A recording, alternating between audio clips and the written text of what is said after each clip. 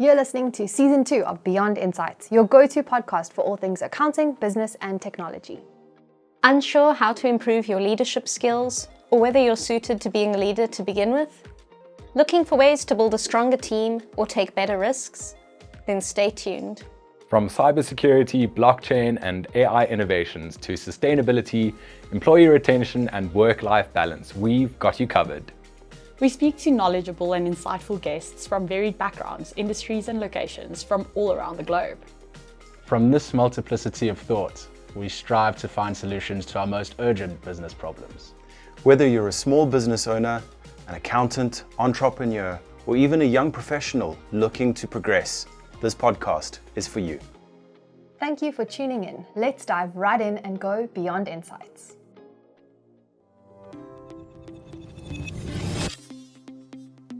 Hi everyone, welcome back to Beyond Insights. In this episode, we're diving deep into the art and science of building strong teams, a topic that's crucial for any organization. We'll be exploring key concepts and practical strategies from the perspective of someone who is intimately familiar with finding talent and building teams in the dynamic world of tech. So today's guest is Philip Joubert, co-founder of OfferZen. In case you don't know, OfferZen is South Africa's largest tech marketplace, connecting top tech talent to the best opportunities. So thanks for joining us, Philip. Thanks very much for having me. Awesome. I thought maybe we could start with you telling us a bit about yourself, maybe a bit more about OfferZen. Nice, yeah, happy to. So I started working in startups many years ago. I feel old now. So I actually started while I was studying at university. I studied industrial engineering, and then my brother had a startup at the time.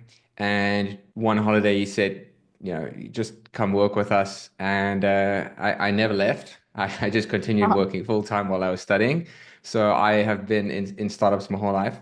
I realized about a week ago that I've never actually applied for a job in my whole life. I've just been building various businesses. My brother Milan and I ran a venture studio called Fire ID, and that was quite successful. We started companies like SnapScan and Luno, and then subsequent to that, we lived in Silicon Valley for a couple of years, and then out of that came OfferZen, and then we moved back to South Africa to start the business. Wow, that's a really interesting CV. I think also being in the recruitment space, but not having ever had to go for an interview is quite unexpected. Yes, I mean, I have interviewed hundreds, possibly thousands of people at this point, and yes, I feel slightly inexperienced when I realized this. What's something that might surprise people about the kind of work that you do? Well, I think, I guess, at OfferZen, we work with hundreds of companies that are hiring for mainly software engineers, but it's basically the entire tech team. So it includes product managers and designers, basically everyone who's involved in building software. I think the thing that has surprised me the most over the years is just how bad the average company is at hiring. And if one of our customers are listening, no, it's not you, it's someone else. But really, the average company is absolutely terrible at hiring. And I guess it's extra ironic because most companies think that they have amazing teams, and they think that they are very good at hiring and very good judges of talent. Which, just to be clear, I'm not sitting here on a high horse saying I'm the expert and all of that, but it really is amazing how bad these companies are at hiring. And I think to a large degree, the reason businesses like ours exist is, yes, we do solve fundamental problems, but in terms of like sourcing really good talent and all of that and saving time. But partly it's also just because companies aren't great at hiring. Yeah, I think hiring is a really difficult thing to do, and especially if you're a small company and you don't have a sort of dedicated HR team or recruitment team. It's maybe like the founder who's trying to hire those first few employees. It is probably very different from the day-to-day work that they do, and a different way of thinking about things. 100%. And I think it's also a skill which the feedback loop is very slow for. So, if you learn how to surf or skateboard or whatever it is, the feedback loop is pretty fast. You fall down, you go, "Ooh, obviously that wasn't that wasn't the right way to pop up. Next time I need to paddle earlier," or whatever it is. But with hiring, that feedback loop plays out over weeks, months, or sometimes even years when it comes to executive hiring. So I think it gets really, really hard to just learn that skill. And I think, yeah, it's tough, and they're not really shortcuts. Yes, you can get mentorship, and that helps a lot, but you don't necessarily understand things fully until you've made some mistakes. So I think it's just a painful gauntlet to go through. Yeah, for sure. Why do you think that small businesses or maybe new businesses should prioritize hiring even in their early days? I know that oftentimes they may be focused more on the product that they're developing or on the service that they're providing. But I know you always say hiring is one of the first things to think about. Why is that? Yeah, so I want to just clarify with your question. I think is I don't think it's important to hire lots of people. In fact, I think when you when you're early on, you should be hiring as few people as possible, and we can get into that a little bit. But yeah, I definitely don't think you should be hiring a lot. But I do think you should be spending a huge amount of time on making sure that you hire the right people. I Suppose think it's when you build focus on, sorry, focus on quality rather than quantity. Exactly. So I think when you're a startup, you typically you start the business because you have some idea for a product of some sort, right? You want to solve a problem in the market, and you get very excited about that thing. But what you're actually doing when building a company, typically you're not building a product and then figuring out, okay, what team do I need? You really actually start with a team and you go, okay, so I'm building a team, and so that team can build a product, and so that like the success of that product can allow me to actually build a real company. That's typically how it is. Now, obviously, that doesn't mean, on day one you start hiring. You probably do want to build a prototype and get some users and whatnot. Sure. But I think for the product to really mature, you want to be thinking, okay, what team do I need? Especially in the early days where you don't quite know what it is that you're doing. You need a team that's flexible enough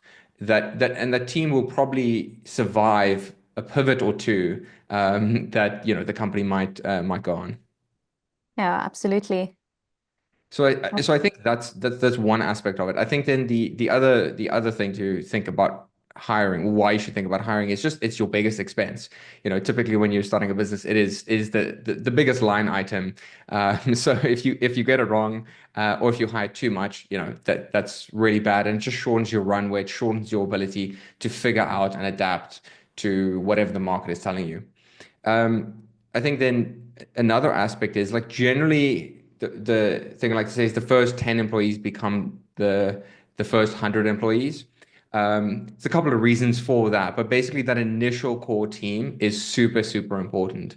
And I guess what happens is that once you've hired some people on the team, that is a thing that attracts more employees, right? They come and evaluate the team. Like before, there's really this big organization, and you have a ton of press, and you have this established thing. What they're really evaluating are the people in the business. So I think that's one aspect. And then the other thing is those employees, that your initial employees, will interview the new candidates, presumably. And again, they will filter those candidates by people like them. And that is not necessarily a bad thing if you have really, really high quality people. But I think if you get your first 10 right, that's the most important when building a business. And then lastly, in terms of this, is I think the people underestimate the difference between average performers and top performers. They kind of just compress the band a little bit. They go, okay, so obviously there are better people, but better people, they're only so much better. And I think we massively underestimate that. I think even more so if you consider what AI can do and how much leverage it can give you, right? A top performer can now output today maybe 5 times as much, depending on which domain they're in, than they could, 3 years ago. So I think that's one really big thing. And then there's certain problems that can't really be solved by I want to say normies. So you can take 10 designers. Average person. Yeah, you can take 10 average designers and give them, let's say, 10 years, and they probably wouldn't be able to make a design as good as Johnny Ive could do in a month. Like those 10 designers aren't going to design the iPhone. You can give them however long, unless they're not going to, or at least rather, they're not going to design the next iPhone. So it's not even just about a sort of people aren't fungible. Like really, really good people are extremely valuable. So sorry, that's a very long answer, but I'm very passionate about, about No, building it's teams. great. I think it's a lot to think about. Maybe starting with the idea of your first 10 employees leading to your first 100 employees. I think that's a big one to remember because, as you said, they're going to end up being the people who are hiring the next round of employees. And usually great people know great people. So if you start off with a good base of employees, then that's a really solid foundation. Whereas if you start off with quite bad or average employees, that can be quite a costly mistake. I know one of the areas in which you've mentioned before you can tap into some really great talent is undiscovered talent. Maybe you could expand on what you mean by undiscovered talent and how do you discover that talent? Yeah, that's a good question, especially the second part, which is hard figuring out kind of where these people are. But so as a startup, you're generally at a significant disadvantage for hiring. So I think there's this sort of, I want to say, mythos around startups and early stage teams where there's this crack team that is absolutely amazing and we hire the elite. But in practice, the very, very good people are often working at some kind of large company earning a massive salary and they have no interest in joining your company. And so it's easy to look, startup founders often we look down on, those type of people and go, they're not real startup people, but actually there are some really, really amazing people working at big companies earning massive salaries. And the problem with that is you as a small business, it just doesn't make economic sense for those people to join your company, right? It doesn't make sense. And so you're in this kind of dilemma. You can either hire average people, because you can always hire average people, or you need to find top performers that aren't obviously top performers. So that is kind of the challenge. And so what you then end up needing to do is you basically want to find undiscovered talent. And so you're looking for people that a larger organization or a more well-funded organization would look over. So essentially sort of diamonds in the rough. There's maybe something wrong with them, in quotes, just to be clear. There's something where they don't look perfect on paper. So maybe they didn't go to a top university. Maybe they are very young. For instance, Stripe, the payments company, hired their first designer while he was still in high school. So so it's basically it's finding exceptional people before other people have found them. That is obviously way easier said than done, right? Because it's similar to, let's say, maybe you are scouting for sports teams, right? So the NBA team or whatever, they send someone to high school games to figure out who are the good upcoming players, that type of thing. So you're trying to do that, and I think there's a whole art and science to finding out who those people are, which we can get into if you like.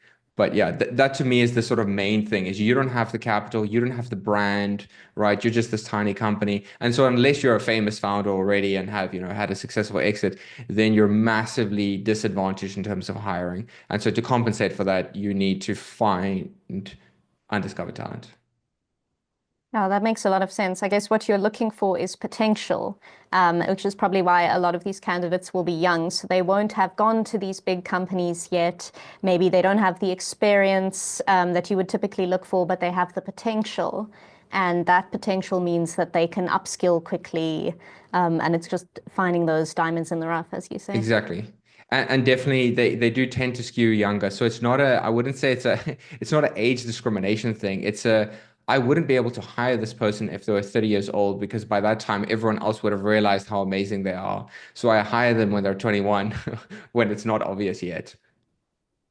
So at Sift, the average age of our average age of an employee at SIFT is 26. And I actually think most people are younger than that average age. There are a few of us who are a bit older who are skewing that upwards. So we have people who have come like straight out of university, 21, 22, did brilliantly at university, but they don't really have work experience, so they haven't really been discovered in that sense by other people.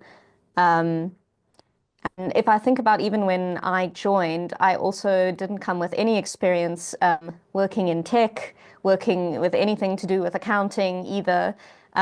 So really had a very non-traditional background, and they kind of took a chance on me, which I'm obviously very grateful for. So I can resonate a lot with that, trying to find sort of unusual, undiscovered talent in a startup environment.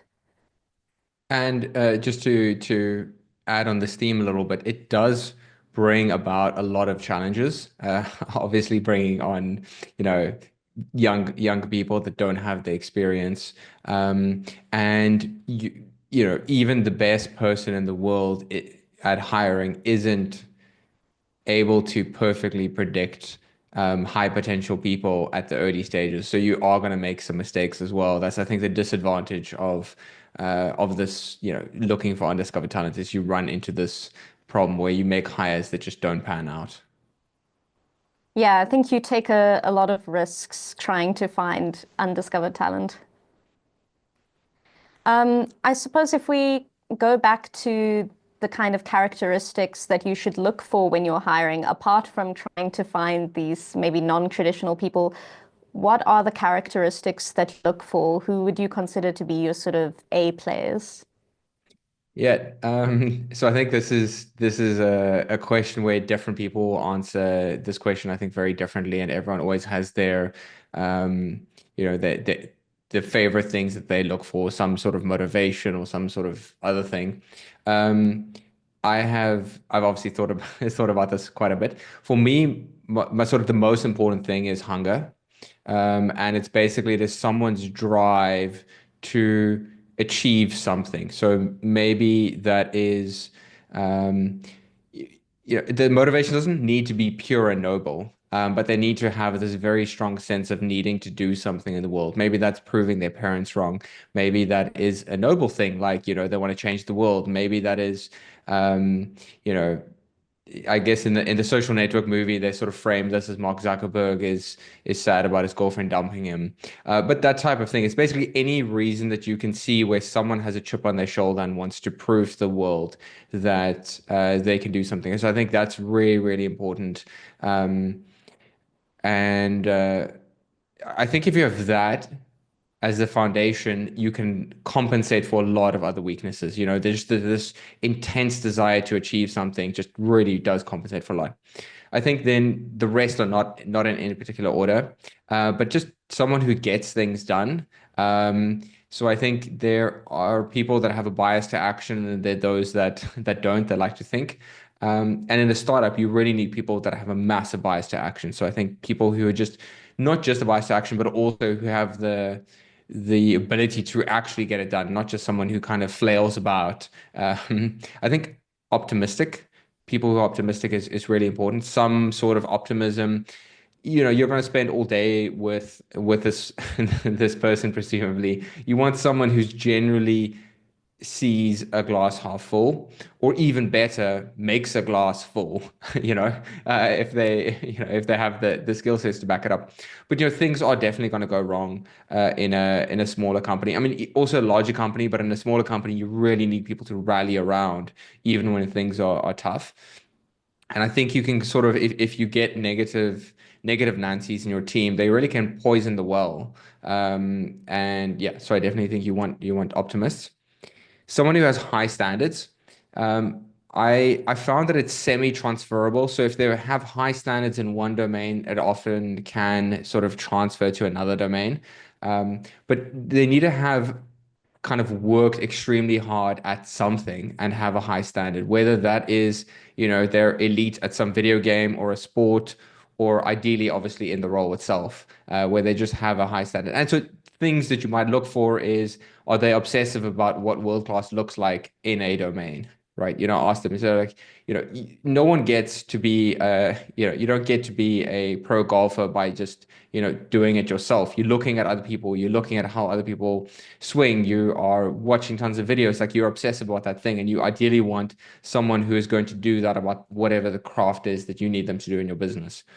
So I think that's one. And then the last one is just being very resourceful. So someone who can just get it done. If they walk into a brick wall, they, figure out how to dig through it, climb over it, dig under it. Someone who can They do make a those things. plan. Yeah. Yeah.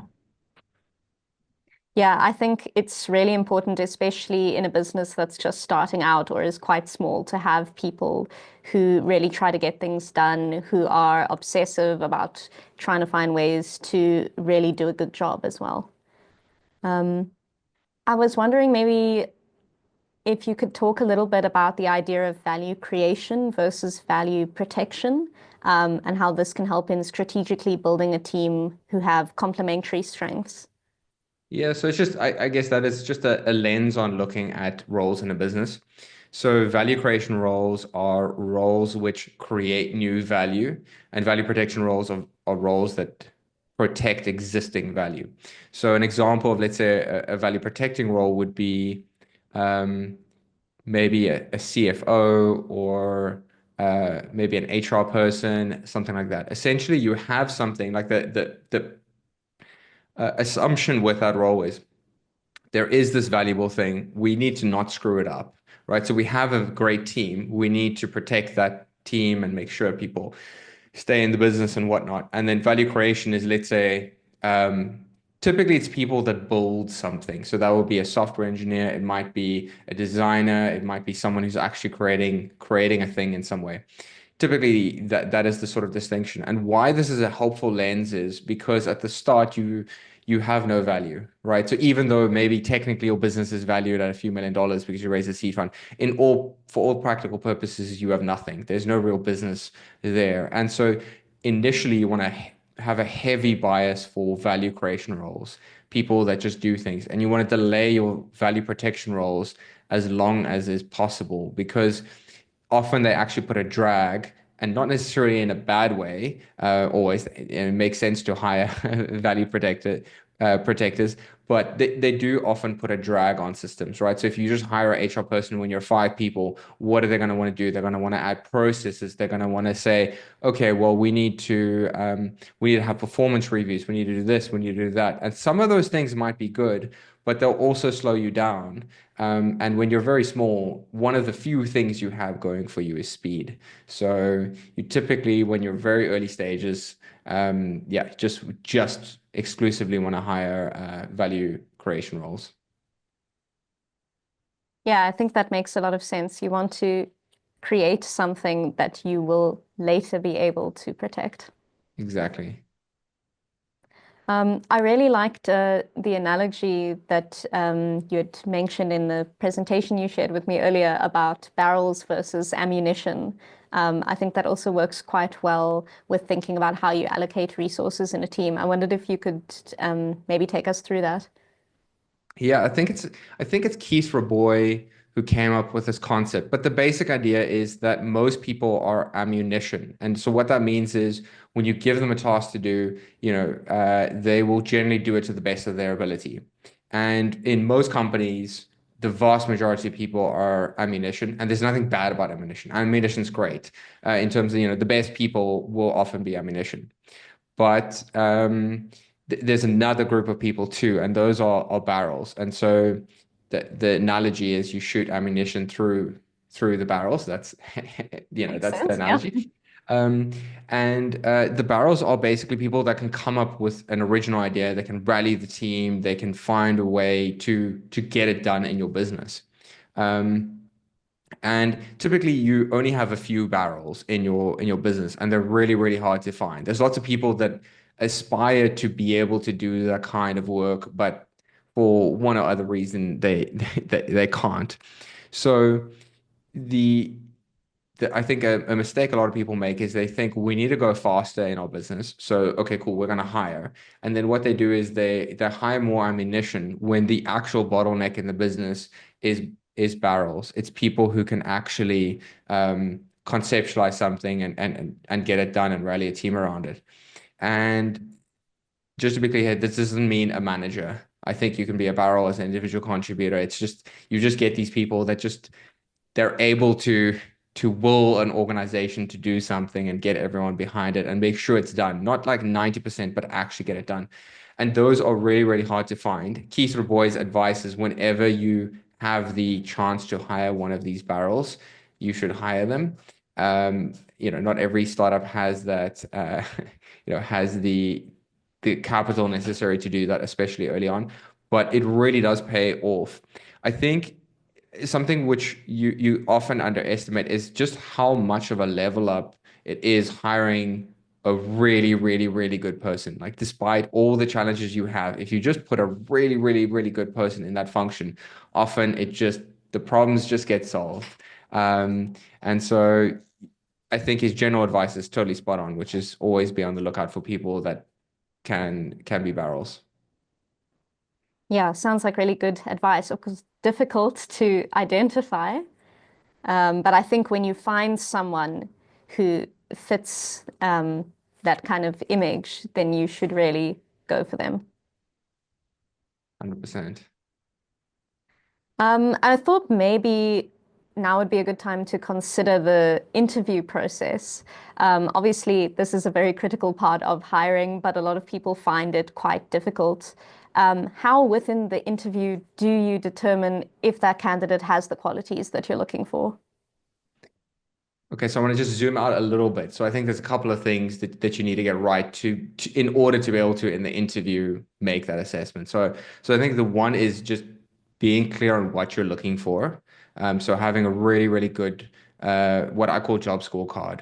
So that's basically a description of what you need the person to do, the competencies you're looking for. I think what a lot of people do is they write a job ad, meaning something that is designed to attract people. It's essentially a marketing artifact, right? You put it out in the world and it says, Alex, please join my company. Or you saying in the abstract, people like you join my company. Yes. And that's obviously a really important thing. And you do want to attract people, but it's not telling you exactly what you're looking for. And I think if you're vague on what you're looking for, then it's really hard in an interview to know that. It's sort of, you don't have a benchmark kind of that you're measuring it. So I think that's one bit. I think the second thing would be is just making sure that you're fishing in the right pond, just that you're sourcing, because fundamentally your ability to hire amazing people is at least the upper limit for that is set by how you're sourcing. Are you even interviewing amazing people to begin with? Because if you're not interviewing the right people, then you will never have a chance of hiring them.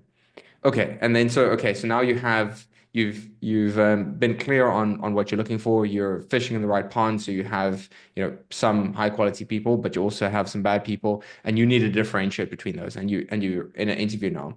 I think one of the easiest hacks to do is just run a structured interview process. And so what that means is you have clear steps that you take people through, and you have standardized, at least to some degree, questions that you're running people through. I think that makes a massive difference. And the reason it's so powerful, and I think so many people underestimate it, is that you get to benchmark a lot of people on the same questions, and it becomes so much easier. It's kind of like interviewing on easy mode in comparison to just let's have a conversation, let's vibe out, and at the end I'll form some conclusion based on our discussion. It's way, way harder. And if let's say, you look at the, like famous people talking about how they interview, let's say whatever, you look at Elon Musk, how he talks about it. He just says he doesn't do a structured thing. He just speaks to someone. But let's call it elite level hiring. Once you're good enough, you don't need the process. But for everyone else, just use the structured process. I think that's a really big one. And then I would say also getting people to do real world tasks is, I think, for almost any role you can get someone to do real world tasks, and whether that's a synchronous thing that you do with them, or whether it's a take home task. It's very common in software engineering to ask someone to do a little test, build a little app, that kind of thing. But for some reason, when you're hiring let's say a customer success manager, or when you're hiring a marketer, often you just speak to them for 2 hours or something like that. And then at the end you go, cool, well, after that period of time, I'm going to make this ridiculously important decision, both for our business as well as expecting them to make that decision. So anyways, I think that is, yeah, you definitely want people to be doing something, which again, it's if they all do the same thing, it's easy to benchmark. And just add one pro tip there is having tasks that I want to say don't have a correct answer.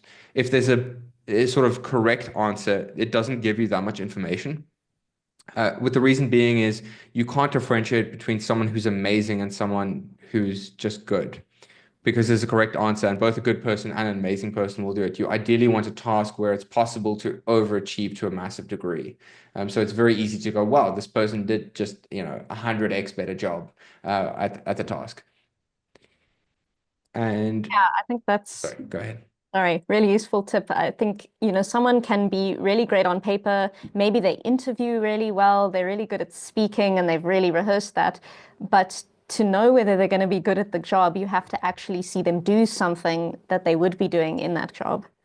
100%.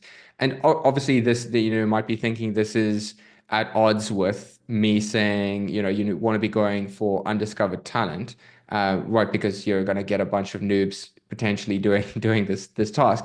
I think you're not looking for necessarily always just in absolute terms what is the best task that they've done. Sometimes it's about the conversation you have with them afterwards about how they thought about it, because you're really hiring these undiscovered talents on their trajectory, not their absolute position, because their absolute position is lower than some other people you might be able to hire. But the reason you're hiring them is because their trajectory is really, really good.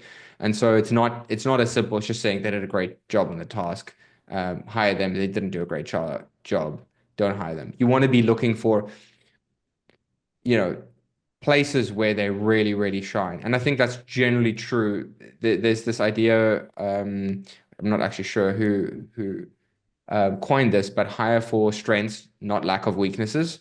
And in general, what you want to be looking for throughout the interview process is you want to be able to, at the end, when you're ready and you have like 5 finalist candidates, you want to be able to, for each of them, describe what are their specific strengths, what are they really, really exceptional at, like the best. If they joined your company, they would be the best at X. And if you can't do that, you should definitely not hire them. But if you can do that, then you can consider, okay, well, is that strength so strong that it's okay to compensate for the weaknesses they have? But fundamentally, you want to be looking at strengths, not a lack of weaknesses. Otherwise, you hire these sort of average people that don't do anything amazing. So you're kind of looking for people who have specialist strengths, like they have something that they're better than all the other candidates at. Because of course, everyone's going to have some weaknesses, and maybe those are things that they can improve in the job, but at least they are excellent at these few things that you really want them to be excellent at. 100%. And it doesn't have to be, I want to say, it doesn't have to be something like they are the world's best designer, right? Let's say you're hiring for a designer, but you're trying to find someone who doesn't necessarily have experience. They don't need to be the world's best designer. You're looking for the raw form of the talent. So maybe it's in your company, it's really important that the designer is able to speak to customers, and they are off the charts good at that. They are just so good at extracting information from people and really understanding them and empathizing with them. Then even if they may be lacking in other areas, cool, this person's going to join and just kick total ass, and they'll learn the other bits that they're maybe not good at. Yeah, absolutely. I think maybe just to wrap up our podcast as we're reaching the end of our time, I'll give you some rapid fire questions. Let's do it. Yeah. What's one piece of software, I have to say, besides Swift, that you can't live without? So every year I kind of have an app of the year. And Superwhisper was my app of the year last year. What Superwhisper is, it's a transcription app for Mac and Windows. And that sounds very vanilla, but basically you just press the shortcut key and it transcribes your voice. And it has lots of magical things, but the basic idea is you can speak about 3 times faster than you can type. So I almost don't type anything anymore. I just speak to my computer. Wow, that's amazing. I'm definitely going to look that up. You should. It is really, really good. What's the best book you've read recently? Or the best podcast you've listened to? I think the Nvidia Way would probably be one of the best books I've read recently. It's generally these types of books, especially when company's doing really well. This some journalist writes a story about the top company, and I don't expect too much from it, but actually this journalist did a really, really good job. He had tons of meetings with employees, former and current at Nvidia, and they actually captured quite a bit about the business that is far beyond what I would expect a journalist to capture about a business. So I was super, super impressed with that book. Oh, sounds great. What's the most valuable lesson you've learned about building a business? I think maybe just as a founder that in order to build a successful business, you as a human being need to grow. I think it's kind of non-intuitive, but you become the bottleneck for the business at some point, and then you need to grow up or grow in some sort of dimension. And if there's just one thing that people take away from today's podcast, what would you want it to be? I think it would be that maybe something that it is possible to learn to be excellent at hiring. And learning to be good at hiring is the highest leverage skill you can have. Because if you get that right, every other challenge in your business becomes so much easier. If you can, find find and evaluate and attract really, really good people. So that feels like the main thing is like if you just believe it's a learnable skill and you realize how much leverage there is, then if that's your mission and you do that, life will be so much easier for you. 100%. I think that's a really good takeaway from today's episode. I've learned a lot about building a team, how to improve your hiring, and just how important it is to find those really excellent people, especially at the beginning of your business. So thanks so much for joining me on Beyond Insights, Philip. Thanks very much for having me. A pleasure. And everyone watching, we will see you next time. Thanks for tuning in to the Beyond Insights podcast. Please like and subscribe on whatever platform you're listening to right now. And please share with any of your colleagues or friends or family members that you think might benefit from listening to this podcast. That's all from us. Until next time, see you then.